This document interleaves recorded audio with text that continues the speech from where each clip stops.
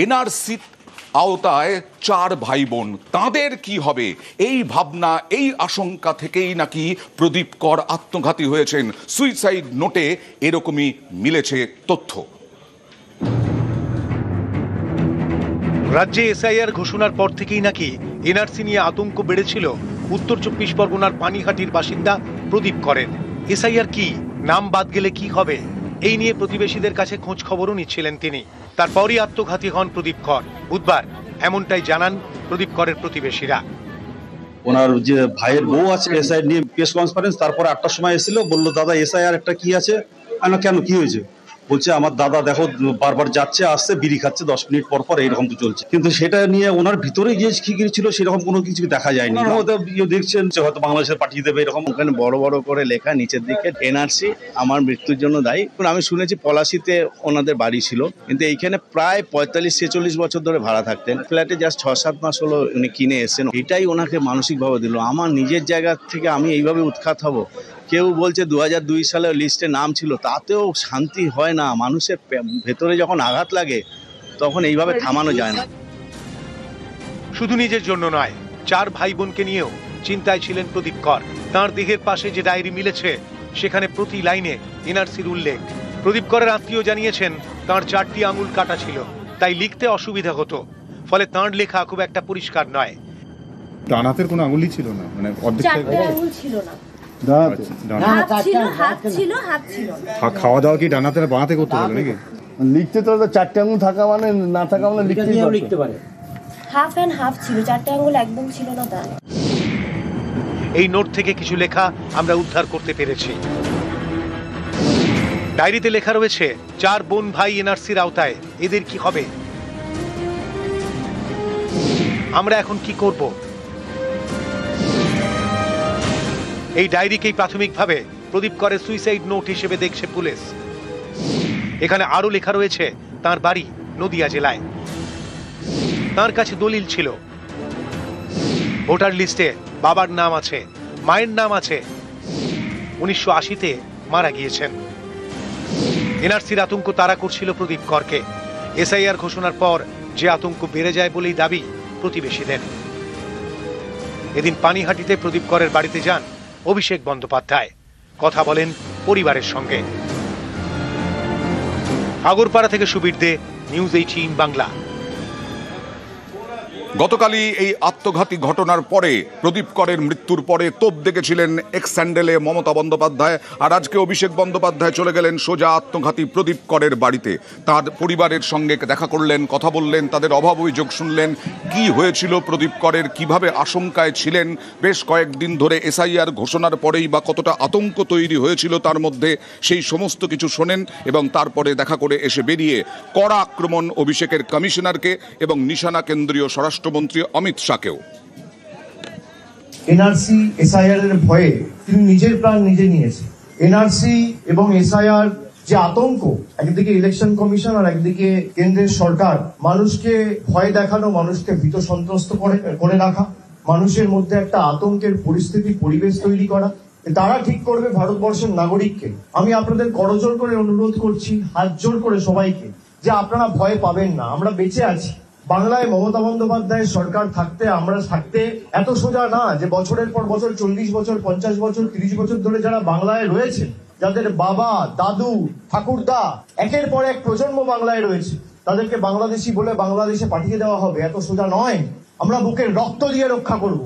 নিশ্চিন্তে থাকুন।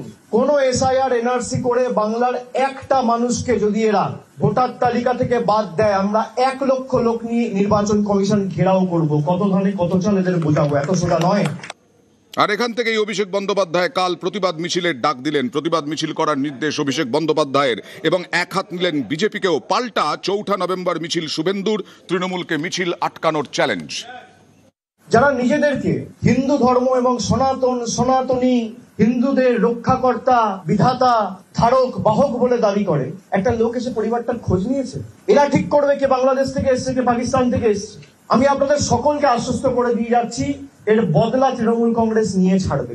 সারা বাংলার একটাই এখন স্বর, জাস্টিস ফর প্রদীপ কর। এবং যাদের জন্য তিনি আত্মঘাতী হয়েছেন, তাদেরকে জেলে আগামী দিন তৃণমূল কংগ্রেস পাঠাবে। তার জন্য যত লড়াই লড়তে হোক আমরা লড়বো। তৃণমূল কংগ্রেস মিছিল করবে এই পানিহাটি, জাস্টিস ফর প্রদীপ কর, এই স্লোগানকে সামনে রেখে কালকে মিছিল হবে।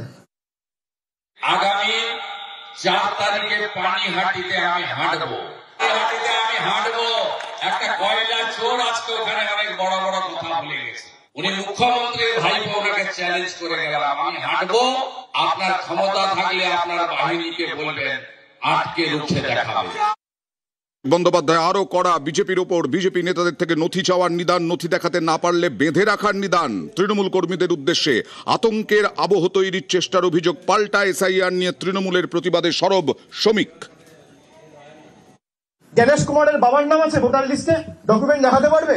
অমিত শাহর বাবার জন্মের সার্টিফিকেট দেখাতে পারবে?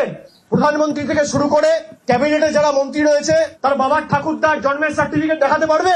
স্থানীয় যারা বিজেপির নেতারা যদি এখানে ঢোকেন, ঘিরে ধরবেন এদেরকে, বলবে বাবা ঠাকুরদার সার্টিফিকেট নিয়ে আয়, তারপর প্রচার করতে আসবেন।